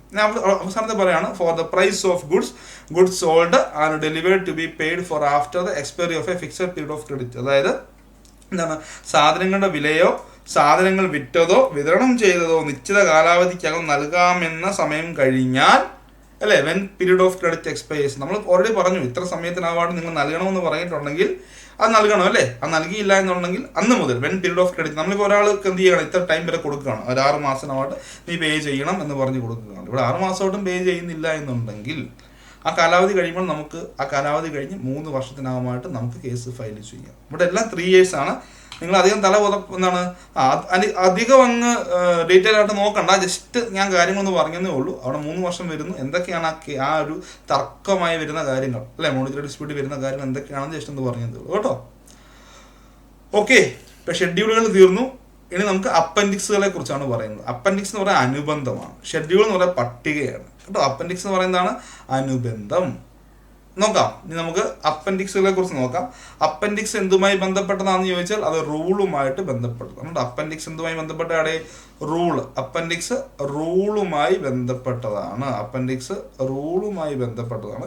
ഷെഡ്യൂൾ, സെക്ഷൻ അല്ലെങ്കിൽ ആക്ടുമായി ബന്ധപ്പെട്ടതാണെന്ന് ഓർത്ത് വെച്ചു. അപ്പൊ അപ്പൻഡിക്സ് റൂളുമായി ബന്ധപ്പെട്ടാണ്. നമുക്ക് 3 അപ്പൻഡിക്സുകളെ കുറിച്ചും പഠിക്കാറുണ്ട്, 3 ഷെഡ്യൂളുകളെ കുറിച്ചും പഠിക്കാറുണ്ട്. അപ്പൊ നമുക്ക് അപ്പൻഡിക്സ് 1 എന്താണെന്ന് നമുക്ക് നോക്കാം കേട്ടോ. അപ്പൻഡിക്സ് 1 എന്താണെന്ന് നമുക്ക് നോക്കാം. അപ്പൊ നമുക്ക് എന്താണ് അപ്പൻഡിക്സ് അങ്ങ് നോക്കിയേക്കാം. അപ്പൊ അപ്പൻഡിക്സ് 1 പറയുന്നത് എന്താണെന്ന് ചോദിച്ചാൽ, registers to be maintained by state cooperative union and circle cooperative union. അതായത് സംസ്ഥാന സഹകരണ യൂണിയനും സർക്കിൾ സഹകരണ യൂണിയനുകളും അവർ മെയിൻറ്റെയിൻ ചെയ്യേണ്ട രജിസ്റ്ററുകൾ ഏതൊക്കെയാണെന്നാണ് എന്തിൽ പറയുന്നത്? അപ്പൻഡിക്സ് 1 പറയുന്നത്. ക്ലിയർ ആകുന്നുണ്ടോ? അനുബന്ധം 1 പറഞ്ഞത് എന്താണ്? Registers to be maintained by state cooperative union and circle cooperative union. നമുക്ക് നോക്കാം. അപ്പൊ അതിൽ ആദ്യം പറയുന്നത് ഏതിനെ കുറിച്ചാണെന്ന് ചോദിച്ചാൽ, സംസ്ഥാന സഹകരണ union, state cooperative union maintain ചെയ്യേണ്ട രജിസ്റ്ററുകളെ കുറിച്ചാണ് ഏതിൽ പറയുന്നത്? അവിടെ ആദ്യം പറയുന്നത് കേട്ടോ. അതിനുശേഷം ഇതെല്ലാം അപ്പൻഡിക്സ് 1 പറയുന്നതാണ്. ഓക്കെ, ആദ്യം പറയാണ് മിനിറ്റ്സ് ബുക്ക്, അല്ലെ, മിനിറ്റ്സ് ബുക്കിനെ കുറിച്ചാണ് ആദ്യം പറയുന്നത്. പിന്നെ പറയുന്നത് എന്താണ്? Register of affiliated societies. ഇപ്പൊ ഏതൊക്കെ സംഘങ്ങൾ അഫിലിയേറ്റ് ചെയ്തിട്ടുണ്ട്, അല്ലെ, എന്നുള്ള രജിസ്റ്ററുകളാണ് രണ്ടാമത് പറയുന്നത്. ആദ്യം പറയുന്നത് മിനിറ്റ്സ് ബുക്ക്, രണ്ടാമത് പറയുന്നത് രജിസ്റ്റർ ഓഫ് അഫിലിയേറ്റഡ് സൊസൈറ്റി, മൂന്നാമത് പറഞ്ഞ് നമുക്കറിയാം അഫിലിയേറ്റ് ചെയ്യുമ്പോൾ നമ്മൾ വളരെ വിശദമായിട്ട് പഠിക്കും കേട്ടോ. അഫിലിയേഷനും ഒക്കെ ആയി ബന്ധപ്പെട്ട കാര്യങ്ങൾ വളരെ വിശദമായിട്ട് അതിന്റെ സെക്ഷനും റൂളിലും ഒക്കെ പറയുന്നുണ്ട്. മൂന്നാമത് പറയുന്നത് അഫിലിയേഷൻ, അല്ലെ, register of affiliation and renewal fees. നമ്മൾ അഫിലിയേറ്റ് ചെയ്ത് കഴിഞ്ഞാൽ പിന്നെ അത് ഓരോ വർഷം കൂടുമ്പോൾ നമ്മൾ റിന്യൂ ചെയ്യണം അല്ലെങ്കിൽ പുതുക്കണം. അപ്പോൾ അതുമായിട്ട് ബന്ധപ്പെട്ട രജിസ്റ്ററാണ് മൂന്നാമതായിട്ട് പറയുന്നത്. നാലാമത് പറയുന്ന കോപ്പറേറ്റീവ് എഡ്യൂക്കേഷൻ ഫണ്ട്. നമുക്കറിയാം എന്താണ് സഹകരണ വിദ്യാഭ്യാസ ഫണ്ട്, അതിന്റെ കസ്റ്റോഡിയൻ സ്റ്റേറ്റ് കോപ്പറേറ്റീവ് യൂണിയൻ ആണ്. അതും നമ്മുടെ സെക്ഷനുകളിൽ പഠിക്കുന്നുണ്ട്. അപ്പോൾ അതുമായി ബന്ധപ്പെട്ട രജിസ്റ്ററാണ് കോപ്പറേറ്റീവ് എഡ്യൂക്കേഷൻ ഫണ്ട് രജിസ്റ്റർ നാലാമതായിട്ട് പറയുന്നത്. അഞ്ചാമത് പറയുന്ന register of circle cooperative union, apex society, DCB and central society. അപ്പം സർക്കിൾ കോപ്പറേറ്റീവ് യൂണിയന്റെയും അപ്പെക്സ് സംഘങ്ങളുടെയും ജില്ലാ ബാങ്കുകളുടെയും മറ്റ് സെൻട്രൽ സംഘങ്ങളുടെയും ഒക്കെ അതുമായി ബന്ധപ്പെട്ട രജിസ്റ്ററാണ് അഞ്ചാമത് പറയുന്നത് കേട്ടോ. അത് ഏതൊക്കെയാണെന്നാണ്? Register of circle cooperative union, അല്ലേ, register of circle cooperative union, apex society, DCB and other central society. ആറാമതായി വരുന്ന register of delegates to the state union. ഇപ്പൊ സ്റ്റേറ്റ് യൂണിയനിലേക്കുള്ള എന്താണ് ഡെലിഗേറ്റ്സിന്റെ, അല്ലെ, അതിന്റെ ഡെലിഗേറ്റ്സിന്റെ രജിസ്റ്ററാണ് ആറാമതായി പറയുന്നത്. ഏഴാമതായിട്ട് പറയുന്നത് രസീത് ബുക്ക് അല്ലെങ്കിൽ റെസിപ്റ്റ് ബുക്കാണ് ഏഴാമതായിട്ട് പറയുന്നത്. എട്ടാമതായിട്ട് പറയുന്നത് വൗച്ചർ ഫയലുകളാണ്. 9 day book, 10 general current register, 11 despatch register, 12 managing committee members sitting fee. അപ്പോൾ ഇവർക്കെല്ലാം മാനേജിംഗ് കമ്മിറ്റിക്ക് വരുമ്പോൾ, അല്ലെ, കമ്മിറ്റിക്ക് വരുമ്പോൾ അവർക്കെല്ലാം സിറ്റിംഗ് ഫീ ഉണ്ട്. അപ്പം അതുമായി ബന്ധപ്പെട്ട രജിസ്റ്ററിനെ കുറിച്ച് അവർ അവിടെ പ്രതിപാദിക്കുന്നുണ്ട്. പിന്നെ ജനറൽ ലെഡ്ജർ, അക്വിറ്റൻസ് റോള്, ശമ്പളവുമായി ബന്ധപ്പെട്ടാണ് കേട്ടോ. പിന്നെ general information register, any other register that may be prescribed by register. Register prescribe ചെയ്യുന്ന മറ്റേതെങ്കിലും രജിസ്റ്റർ ഉണ്ടെങ്കിൽ അതും അവർ കീപ്പ് ചെയ്യണമെന്ന് പറയുന്നത്. ഇത്രയും രജിസ്റ്ററുകൾ ആര് കീപ്പ് ചെയ്യണം? അവിടെ സ്റ്റേറ്റ് കോപ്പറേറ്റീവ് യൂണിയൻ, സംസ്ഥാന സഹകരണ യൂണിയൻ കീപ്പ് ചെയ്യണം. Minute book, register of affiliated society, register of affiliation അല്ലെങ്കിൽ renewal fees, cooperative education fund register, register of circle cooperative union, apex സംഘങ്ങൾ, ജില്ലാ ബാങ്കുകൾ, അതർ സെൻട്രൽ സംഘങ്ങൾ, register of delegates state union, പിന്നെ രസീത് book, voucher file, day book, general current register, despatch register, managing committee members sitting fee register, general ledger, acquittance roll, general information register. പിന്നെ ഞാൻ പറഞ്ഞല്ലോ registrar prescribe ചെയ്യുന്ന മറ്റേതെങ്കിലും register ഉണ്ടെങ്കിൽ അതും. അങ്ങനെ ഇത്ര 16ഓളം രജിസ്റ്ററുകളാണ്, അല്ലെ, 15 രജിസ്റ്ററും പിന്നെ 15 രജിസ്റ്റർ ഉറപ്പായിട്ട് അവിടെ ഉണ്ട്. അതിന് പുറമെ നമ്മുടെ രജിസ്ട്രാർ എന്തെങ്കിലും പ്രതിപാദിക്കുന്നുണ്ട്, വേറെ ഏതെങ്കിലും രജിസ്റ്റർ വെക്കണമെന്ന് പറയുന്നത് അതും കൂടെ വരുമെന്ന് ഓർത്ത് വെച്ചേക്കുക. അതാണ് സ്റ്റേറ്റ് കോപ്പറേറ്റീവ് യൂണിയൻ രജിസ്റ്ററുകൾ. അടുത്തിട്ട് അവിടെ രണ്ടാമത്തെ ആട് പറയുകയാണ് കേട്ടോ. അപ്പൻഡിക്സിൽ വീണ്ടും പറയുകയാണ്. ഞാൻ പറഞ്ഞു അപ്പൻഡിക്സ് 1 പറഞ്ഞ ഇതിനെ കുറിച്ചൊക്കെയാണ് നമ്മുടെ state cooperative union, circle cooperative union maintain ചെയ്യേണ്ട രജിസ്റ്റർ. അപ്പോൾ സ്റ്റേറ്റ് കോപ്പറേറ്റീവ് യൂണിയൻ മെയിൻറ്റെയിൻ ചെയ്യേണ്ട രജിസ്റ്ററുകൾ ഞാൻ പറഞ്ഞു കഴിഞ്ഞു. ഇനി സർക്കിൾ കോപ്പറേറ്റീവ് യൂണിയൻ മെയിൻറ്റെയിൻ ചെയ്യേണ്ട രജിസ്റ്ററുകൾ ഏതൊക്കെയാണ്? ഒന്നാമത് മിനിറ്റ്സ് ബുക്ക്, രണ്ടാമത് register of societies in the circle, അല്ലേ? ഓരോ സർക്കിളും വരുന്ന എല്ലാ സഹകരണ സർക്കിൾ കോപ്പറേറ്റീവ് യൂണിയൻ എന്ത് ചെയ്യണം? അവരവരുടെ സർക്കിളിൽ വരുന്ന സംഘങ്ങൾ ഏതാണെന്നുള്ള രജിസ്റ്റർ വേണം, അല്ലേ? ഒരു താലൂക്കിലാണ് ഇവരുടെ പ്രവർത്തനം വരുന്ന ഓർത്ത് വെച്ചത്. അപ്പോൾ ഓരോ സർക്കിൾ കോപ്പറേറ്റീവ് യൂണിയനുകളും അവരുടെ താലൂക്കിലുള്ള സംഘങ്ങൾ ഏതാണെന്നുള്ള രജിസ്റ്റർ അവരിൽ ഉണ്ടായിരിക്കണം. പിന്നെ മൂന്നാമതായിട്ട് പറയുന്നുണ്ട് register of full time paid employees of societies in the circle. അപ്പോൾ ആ സർക്കിളിലെ, അല്ലേ, അവരുടെ സർക്കിളിലെ സംഘങ്ങളിലെ ഫുൾ ടൈം പെയ്ഡ് എംപ്ലോയീസ് ആരൊക്കെയാണെന്നുള്ള രജിസ്റ്റർ വേണം. പിന്നെ ഡേ ബുക്ക്, പിന്നെ രസീത് book, voucher file, letter file, പിന്നെ ഇവിടെ ഉണ്ട് members sitting fee register, despatch register കേട്ടോ. പിന്നെ register or name of the nominees of committee members of society and that of the DCB, അല്ലെ? രജിസ്റ്റർ അല്ലെങ്കിൽ names of the nominees of committee members of society, സംഘങ്ങളുടെ committee എന്താണ്, സംഘങ്ങളുടെ committee മെമ്പേഴ്സിൻ്റെ നോമിനീസിൻ്റെ, അതുപോലെ തന്നെ ജില്ലാ ബാങ്കിൻ്റെയൊക്കെ നോമിനീസിൻ്റെ പേര് അല്ലെങ്കിൽ രജിസ്റ്റർ വേണമെന്ന് ഓർത്ത് വെച്ചേക്കുക. പിന്നെ general information register of society, general information register of society. പിന്നെ ഞാൻ പറഞ്ഞു ഇനി അത് register that may be prescribe by the registrar മറ്റേതെങ്കിലും എന്താണ് രജിസ്റ്ററും കൂടെ വേണം ഇത് പ്രിസ്ക്രൈബ് ചെയ്യണേ, അതും ഉൾപ്പെടുത്തണമെന്ന് ഓർത്ത് വെച്ചിരിക്കും. ഓക്കെ, ഇതൊന്ന് മനസ്സിലാക്കിയോ കേട്ടോ. ഇതാണ് നമ്മൾ പറഞ്ഞ ആ രജിസ്റ്ററുകൾ. നമ്മളെപ്പോഴും പറയാറില്ല, നമ്മൾ പഠിപ്പിക്കുമ്പോൾ എങ്ങനെയാണ് registers to be maintained by state cooperative union and circle cooperative union എന്ന് പറഞ്ഞാണ് പോവുക. അപ്പോൾ നമ്മളിത് ജസ്റ്റ് മനസ്സിലാക്കി വെച്ചത് കേട്ടോ. ഓക്കെ, അടുത്ത അപ്പൻഡിക്സ് 2 ആണ് ഫോമുകളെ കുറിച്ച് പറയുന്നത്. ഓക്കെ, ഫോംസുകളെ കുറിച്ച് പറയുന്നത്. ഓക്കെ, അതറിയാം, ഫോമുകളെ കുറിച്ച് നിങ്ങൾക്ക് അത്യാവശ്യം കാര്യങ്ങൾ അറിയാം. നമ്മൾ കുറേ ഫോമുകളെ കുറിച്ചൊക്കെ പഠിക്കുന്നുണ്ട്. ഇപ്പോൾ ഫോംസിനെ കുറിച്ചാണ് അപ്പൻഡിക്സ് 2 പറയുന്നത്. അടുത്ത ഫോം 1 ഏതാണ്? നമുക്ക് ടോട്ടൽ എത്ര ഫോമുകളുണ്ട്? ടോട്ടൽ എത്ര ഫോമുകളുണ്ട്? 39 ഫോമുകളുണ്ട്, അല്ലേ? ടോട്ടൽ നമുക്ക് 39 ഫോമുകളുണ്ട്. നമുക്കിപ്പോൾ എന്ത് ചെയ്യാം, ഓരോ ഫോമിനെയും കുറിച്ചൊന്ന് വായിച്ച് മനസ്സിലാക്കി പോകാം. ഓക്കെ, ഇവിടെ ആദ്യം പറഞ്ഞ ഫോം നമ്പർ 1 പറയുകയാണ് ആപ്ലിക്കേഷൻ ഫോർ രജിസ്ട്രേഷൻ എന്നാണ് പറയുക. എന്ന് പറഞ്ഞാൽ എന്താ അർത്ഥമാക്കുക? സഹകരണ സംഘം രജിസ്റ്റർ ചെയ്യുന്നതിനുള്ള അപേക്ഷാ ഫോറം, അല്ലേ? സംഘം രജിസ്റ്റർ ചെയ്യാനുള്ള അപേക്ഷാ ഫോറത്തെ കുറിച്ചാണ് പറയുന്നത്. ഏത് സെക്ഷനിലാണ് ഇത് പറയുന്നത് ചോദിച്ചാൽ സെക്ഷൻ 6 സബ്സെക്ഷൻ 1 പിന്നെ റൂളിലാണെങ്കിൽ റൂള് 3 സബ്സെക്ഷൻ, അല്ലേ? റൂള് 3 സബ്സെക്ഷൻ അല്ല, ക്ഷമിക്കണം, rule 3 sub rule 1 section 6 subsection 1 ഇതിനെക്കുറിച്ച് പറയുന്നത് ആപ്ലിക്കേഷൻ ഫോർ രജിസ്ട്രേഷൻ. അപ്പോൾ അവിടെ അതിനുവേണ്ടി നൽകുന്ന ഫോമാണ് ഫോം നമ്പർ 1 കൊടുക്കുക. അടുത്ത ഫോം നമ്പർ 2, അല്ലേ? ഫോറം നമ്പർ 2 അത് അടുത്ത പഠിക്കാൻ പോകുന്നത് എന്താണ്? ഫോറം നമ്പർ 2 ആണ് പഠിക്കാൻ പോകുന്നത്. അപ്പോൾ ഫോറം നമ്പർ 4 എന്ന് പറയുന്നത് 2 എന്ന് പറയുന്നത് എന്താണ്? Register of application for registration. അപ്പോൾ ആദ്യം നമ്മൾ പറഞ്ഞത് എന്താണ്? ആപ്ലിക്കേഷൻ ഫോർ രജിസ്ട്രേഷൻ അപേക്ഷ നൽകുന്നതാണ് ഫോറം നമ്പർ 1. ഇനി ഫോം നമ്പർ 2 എന്ന് പറയുന്നത് ഇതൊരു രജിസ്റ്റർ ആണെന്ന് ആദ്യമേ മനസ്സിലാക്കിയേക്കുക. ഫോം നമ്പർ 2 എന്താണ്? ഇതൊരു രജിസ്റ്റർ ആണ്. നമ്മളിങ്ങനെ കുറേ അപേക്ഷകൾ കൊടുക്കില്ലേ? ആപ്ലിക്കേഷൻ ഫോർ രജിസ്ട്രേഷൻ ആയിട്ട് നമ്മൾ കുറേ അപേക്ഷകൾ കൊടുക്കും, അല്ലേ? ആ അപേക്ഷകളൊക്കെ ഒരു രജിസ്റ്ററിൽ എഴുതണമെന്നാണ് പറയുക, അല്ലേ? ആ register of application for registration എന്നാണ് പറയുക. ഓക്കെ, അതും ഒന്ന് മനസ്സിലാക്കിയേക്കുക. ഇത് പറയുന്നത് എവിടെയാണെന്ന് ചോദിച്ചാൽ rule 4 sub rule 1, rule 4 sub rule 1 അതിനെക്കുറിച്ച് പറയുന്നത് കേട്ടോ.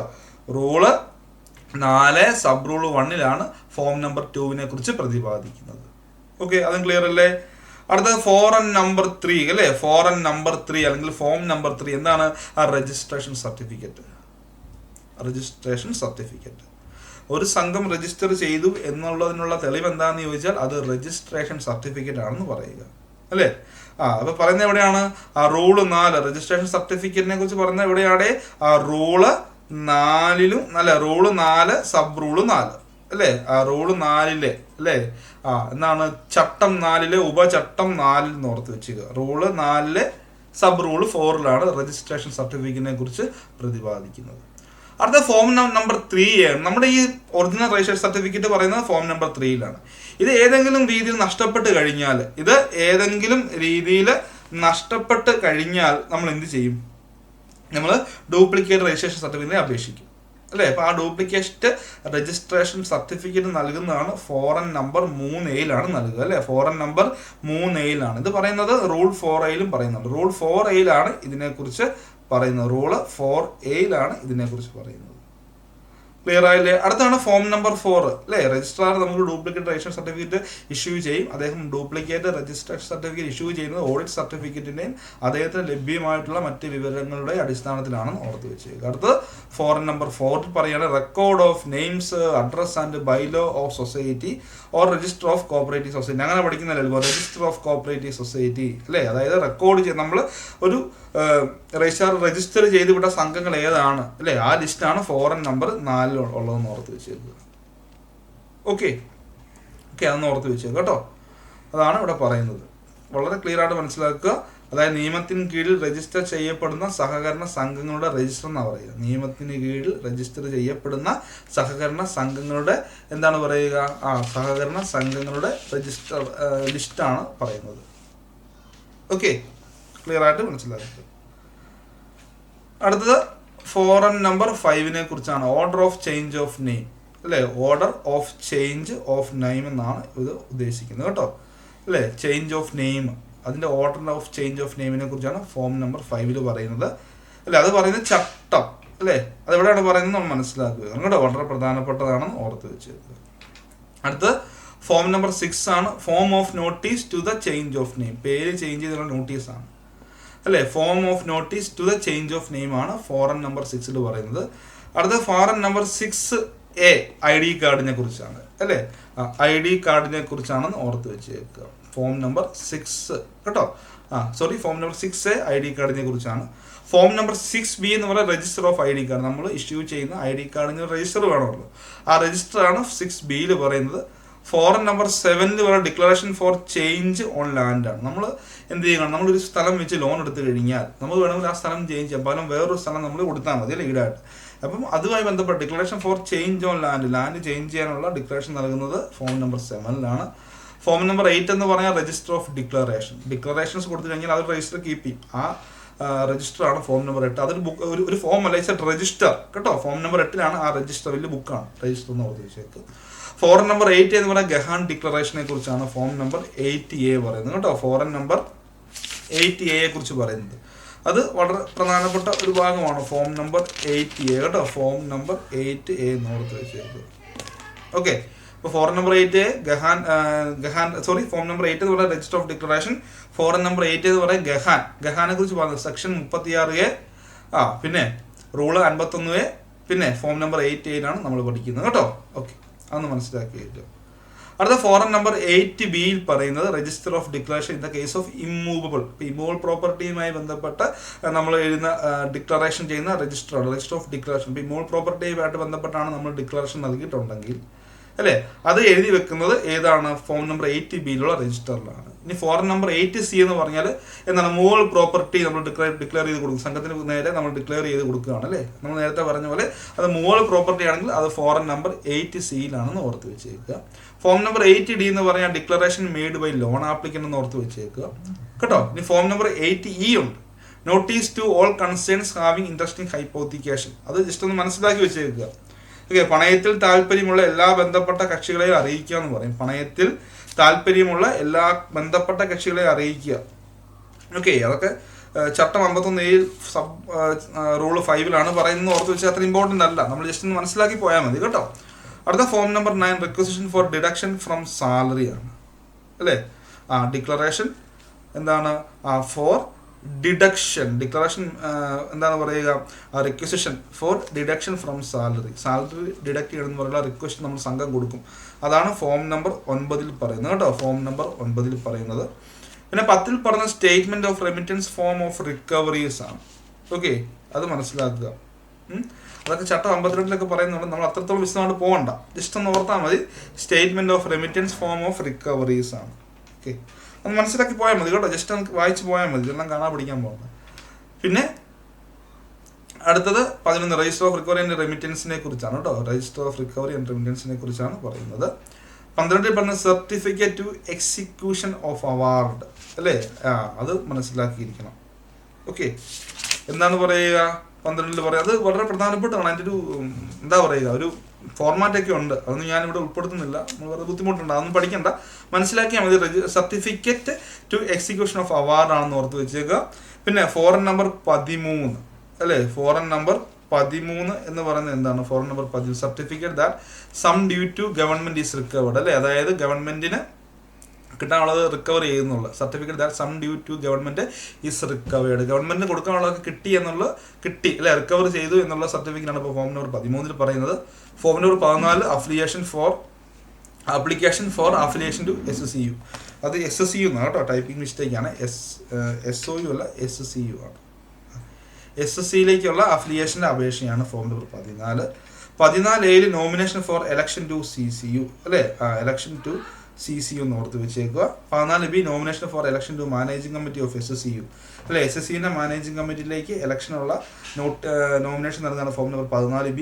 14A എന്ന് പറയുന്നത് nomination for election to CCU.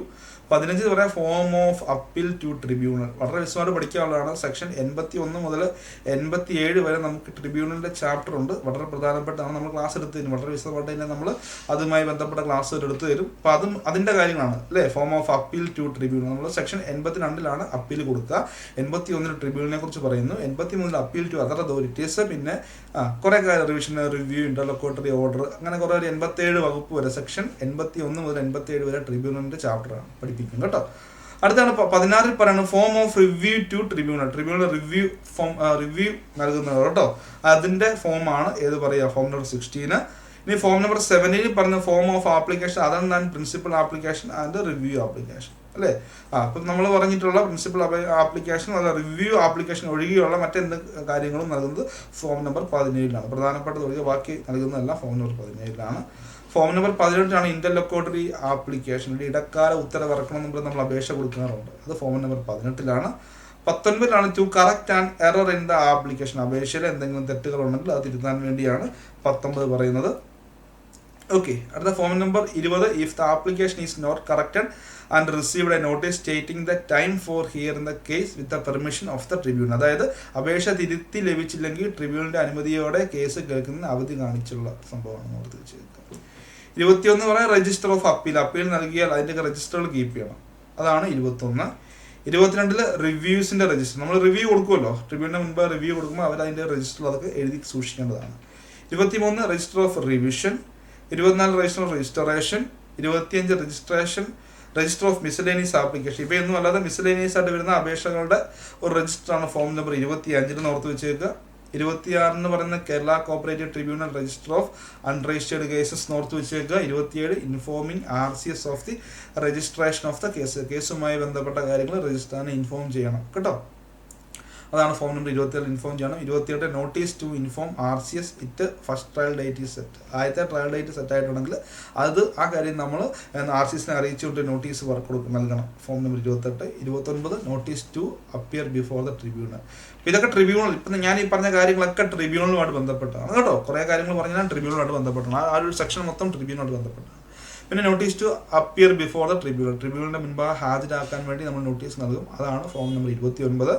30 പറഞ്ഞ application for copies to tribunal, okay, ട്രിബ്യൂണലിന് മുൻപ് കോപ്പി നൽകണമെന്ന് പറയല്ലേ, ആപ്ലിക്കേഷൻ ഫോർ കോപ്പീസ് ടു ട്രിബ്യൂണലാണ് 30. 31 application for affiliation to apex society, apex സംഘങ്ങളിലേക്ക് അഫിലിയേറ്റ് ചെയ്യേണ്ട അപേക്ഷയാണ് ഫോം നമ്പർ 31. ഓക്കെ, ഞാൻ പഠിപ്പിച്ചു തരാം എന്താണ് affiliation to apex or central സംഘങ്ങൾ എന്ന് പറഞ്ഞ് നമുക്ക് ആദ്യത്തെ ചാപ്റ്ററുകൾ തന്നെ പഠിക്കാനുണ്ട്. പിന്നെ form number 32 register of member eligible to vote അല്ലേ, വോട്ട് ചെയ്യാൻ അർഹതപ്പെട്ട അംഗങ്ങളുടെ സംഘത്തിൽ വോട്ട് ചെയ്യാൻ അർഹതപ്പെട്ട അംഗങ്ങളുടെ രജിസ്റ്ററാണ് ഫോം നമ്പർ 32 നമ്മൾ സൂക്ഷിക്കുന്നത്. 34 എന്ന് പറഞ്ഞാൽ പ്രാഥമിക വോട്ടേഴ്സ് ലിസ്റ്റ് അല്ലെങ്കിൽ preliminary voters list. 35 final voters list. 36 nomination paper for candidate. 37 acknowledgement for receipt of nomination. Form number 38 declaration from companion in vote. Form number 39 certificate of sale grant by register, ഇമോൾ പ്രോപ്പർട്ടിയാണ്. അപ്പം ഇത്ര 39ഓളം ഫോമുകളെ കുറിച്ചാണ് നമുക്ക് ഇവിടെ പഠിക്കാനുള്ളത് കേട്ടോ. 39ഓളം ഫോംസിനെ കുറിച്ചാണ് നമുക്ക് പഠിക്കാനുള്ളത്. ഇനി അപ്പൻഡിക്സ് 3 എന്ന് പറയുന്ന ക്ലാസിഫിക്കേഷൻ ആണ്. ഓക്കെ, ക്ലാസിഫിക്കേഷൻ ഓഫ് സൊസൈറ്റി, അതുപോലെ തന്നെ സ്റ്റാഫ് പാറ്റേൺ, എത്ര സ്റ്റാഫ് വേണമെന്നുള്ള കാര്യങ്ങളൊക്കെയാണ് അപ്പൻഡിക്സ് 3യിൽ പറയുക. ഗവൺമെന്റ് ക്ലാസിഫിക്കേഷൻ കേട്ടോ, classification of societies by government and staff pattern ആണ്. അപ്പോൾ അത് ഒരുപാട് കാര്യങ്ങളുണ്ട്, കുറേ നോംസുകളെ കുറിച്ചാണ് പറയുക. ഓക്കെ, ഗവൺമെന്റ് ഇറക്കിയിട്ടുള്ള ചില നോംസുകളെ കുറിച്ചാണ് അവിടെ പറയുന്നത്. നിങ്ങൾ ആ ഹെഡിങ് മാത്രം ക്ലാസിഫിക്കേഷൻ ഓഫ് സൊസൈറ്റി അല്ലെങ്കിൽ സ്റ്റാഫ് പാറ്റേൺ ബൈ ഗവൺമെന്റ് മാത്രം ഒന്ന് ഓർത്തിരുന്നാൽ മതി, ചോദിക്കില്ല. അപ്പോൾ ഇത്രയും ഈ ഫോമുകൾ വളരെ പ്രധാനപ്പെട്ടതാണ്. ഇതിൽ ഏറ്റവും പ്രധാനപ്പെട്ട ഫോമുകളാണ്. ആ ഫോമുകൾ 39 എണ്ണം ഉണ്ട്. 1-2 ചോദിക്കാം. അപ്പോൾ അതൊക്കെ ഒന്ന് കണ്ട് മനസ്സിലാക്കി വെക്കുക. ഒന്നും ഒരു കാണാതെയുള്ള പഠനത്തിലേക്ക് ഇന്നും പോകണ്ട കേട്ടോ. പറ്റുമെന്നുണ്ടെങ്കിൽ നിങ്ങൾ എന്നും ഇതൊക്കെ ഒന്ന് വായിച്ച് നോക്കുക. അപ്പോൾ ഫോമിൽ ഇപ്പോൾ 39 ഫോമുണ്ട്. നിങ്ങൾ രാവിലെയും വൈകുന്നേരവും ഓരോ തവണ വെച്ച് വായിച്ചാൽ തന്നെ ഒരു ദിവസം 2 തവണ വായിക്കുന്നു. 10 ദിവസം കൊണ്ട് 20 തവണ നമ്മൾ വായിക്കുന്നു. അപ്പോൾ തന്നെ നമുക്ക് മനസ്സിലാക്കി പോകാം കേട്ടോ. ഓക്കെ, അപ്പോൾ അത് നന്നായിട്ട് നോക്കുക. അപ്പോൾ നമ്മൾ ഇനി മുതൽ എന്താണ് നമ്മുടെ ആക്ട് ആർ റൂളിൻ്റെ ഡീറ്റെയിൽഡ് ക്ലാസ്സിലേക്ക് പോവാണ്. ഓക്കെ, നമ്മൾ ഇൻട്രഡക്ഷൻ എടുത്തു, ആക്ട് ആർ റൂളിൻ്റെ ഇൻട്രഡക്ഷൻ ഞാൻ എടുത്തു. ഇപ്പോൾ ഷെഡ്യൂളും അപ്പൻഡിക്സുകളും എടുത്തു. ഇനി മുതൽ നാളെ ഇനി അടുത്ത ക്ലാസ് മുതൽ നമ്മുടെ ലോയുടെ അടുത്ത ക്ലാസ് മുതൽ സെക്ഷൻ 1 മുതൽ വളരെ വിശദമായിട്ട് തന്നെ, നിങ്ങളൊന്നും പേടിക്കണ്ട മക്കളെ, വളരെ വിശദമായിട്ട്. ഓക്കെ, വളരെ വളരെ വളരെ വിശദമായിട്ടുള്ള ക്ലാസ്. നിങ്ങൾക്ക് ഒരു സംശയം പോലും ഉണ്ടാകാത്ത രീതിയിലായിരിക്കും നമ്മൾ ഇവിടെ ക്ലാസ്സസ് ലോയുടെ എല്ലാത്തിൻ്റെയും ലോ എടുത്ത് പറയുന്നേ ഉള്ളൂ. എല്ലാ ക്ലാസ്സിനും വളരെ വിശദമായിട്ട് ഉദാഹരണങ്ങളുടെയും ഇതുമായി ബന്ധപ്പെട്ട് മുൻകാലങ്ങളിൽ ചോദിച്ച ക്വസ്റ്റ്യൻസുകളും നമ്മുടെ ക്ലാസ്സുകൾ നിങ്ങൾക്ക് മനസ്സിലാവും. നമ്മളൊരു ക്ലാസ് എടുത്താൽ അതുമായി ബന്ധപ്പെട്ട മുൻകാല ചോദ്യങ്ങൾ കൂടെ ആ ക്ലാസ്സിൻ്റെ അവസാനം ഉൾപ്പെടുത്തും. അപ്പോൾ നിങ്ങൾ അതൊക്കെ കൂടി ഒന്ന് കണ്ട് മനസ്സിലാക്കുക കേട്ടോ. അപ്പോൾ ആ ക്വസ്റ്റ്യൻ്റെ പാറ്റേൺ ആദ്യമായിട്ടൊക്കെയാണ് ക്ലാസ് കാണുന്നവർ, അല്ല ആദ്യമായിട്ടൊക്കെ പഠിക്കാൻ വരുന്നവരൊക്കെയാണെങ്കിൽ നിങ്ങൾ അതൊക്കെ കാണുമ്പോൾ നിങ്ങൾക്ക് കാര്യങ്ങൾ മനസ്സിലാവും. ഇത്രേ ഉള്ളൂ ഇത് വലിയ സംഭവം എന്ന് മനസ്സിലാവും. അപ്പോൾ ഇനി നമ്മൾ സെക്ഷൻ റൂളും കൂടെ കേട്ടോ ചാപ്റ്ററായിട്ട് തന്നെ തിരിച്ചാണ് ഞാൻ എടുത്തു തരിക, അല്ലാതെ അവയിലൊന്നുമല്ല. ചാപ്റ്ററായിട്ട് തന്നെ ചാപ്റ്റർ 1, ചാപ്റ്റർ 2, ചാപ്റ്റർ 3 അങ്ങനെ സെക്ഷൻ്റെ ചാപ്റ്ററുകളും അതുപോലെ തന്നെ റൂളിൻ്റെ ചാപ്റ്ററുകളും എടുത്തു തരും. ഓരോ ചാപ്റ്റർ കഴിയുമ്പോൾ അതുമായി ബന്ധപ്പെട്ട ക്വസ്റ്റ്യൻസും ഡിസ്കസ് ചെയ്യും, മുൻകാല ചോദ്യങ്ങൾ, പിന്നെ MCQ മോഡൽ ക്വസ്റ്റ്യൻസുകൾ, മോഡൽ എക്സാംസുകൾ നടത്താൻ വേണ്ടി മോഡൽ ക്വസ്റ്റ്യൻസും നമ്മൾ എന്ത് ചെയ്തിരിക്കും നിങ്ങൾക്ക് പ്രൊവൈഡ് ചെയ്യുന്നത്.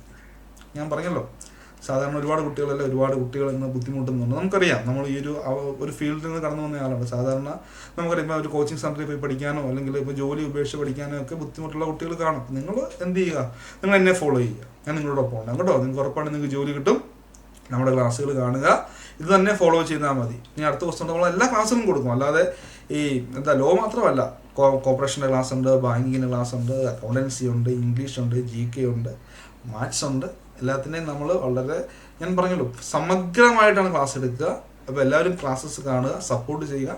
നിങ്ങൾ സപ്പോർട്ട് ചെയ്യുന്ന എങ്ങനെ മാത്രം മതി, നിങ്ങൾ നമ്മുടെ ചാനൽ കേട്ടോ എല്ലാവർക്കും ഒന്ന് ഷെയർ ചെയ്ത് എല്ലാവരും സബ്സ്ക്രൈബ് ചെയ്യിക്കുക. നിങ്ങൾ വീഡിയോസ് എന്നും കാണുക. ഏറ്റവും ഉപരി എന്ന് പറഞ്ഞാൽ നിങ്ങൾ വീഡിയോസ് കണ്ട് മനസ്സിലാക്കുക. നിങ്ങൾ അടുത്ത വരും പരീക്ഷയിൽ തന്നെ നിങ്ങൾ എന്ത് ചെയ്യുക, നിങ്ങൾ സക്സസ് ആകാൻ നോക്കുക കേട്ടോ. പിന്നെ അമെൻമെൻറ്റ് ബേസ്ഡാണ് ക്ലാസ് തരുന്നത്. ചില കുട്ടികൾ ഇപ്പോൾ സംശയം, പഴയ രീതി അല്ല, അമെൻമെൻറ്റ് ബേസ്ഡ് ക്ലാസ്സസ് ആണ് നമ്മളിവിടെ പ്രൊവൈഡ് ചെയ്യുന്നത്. ഇപ്പോൾ റൂളിൻ്റെ അമെൻമെൻറ്റ് വന്നല്ലോ, പക്ഷേ അത് നമ്മുടെ നെക്സ്റ്റ് പരീക്ഷയ്ക്കില്ല കേട്ടോ, അത് അവർ ഉറപ്പ് വരുത്തിയിട്ടുണ്ട്. അപ്പം അങ്ങനെയെങ്കിൽ എന്ത് ചെയ്യുക, എല്ലാവരും സപ്പോർട്ട് ചെയ്യുക. ചാനൽ നിങ്ങളുടെ സുഹൃത്തുക്കൾക്കൊക്കെ നിങ്ങൾ ഷെയർ ചെയ്ത് കൊടുക്കുക കേട്ടോ. നിങ്ങൾ എന്നും ഞാൻ വീഡിയോസ് ഇടും, എല്ലാ ദിവസവും ഞാനിവിടെ വീഡിയോസ് അപ്ലോഡ് ചെയ്തുകൊണ്ടേയിരിക്കും. അപ്പം നന്നായിട്ട് പഠിക്കുക കേട്ടോ, എല്ലാവരും നല്ല രീതിയിൽ പഠിക്കുക. Okay, thank you.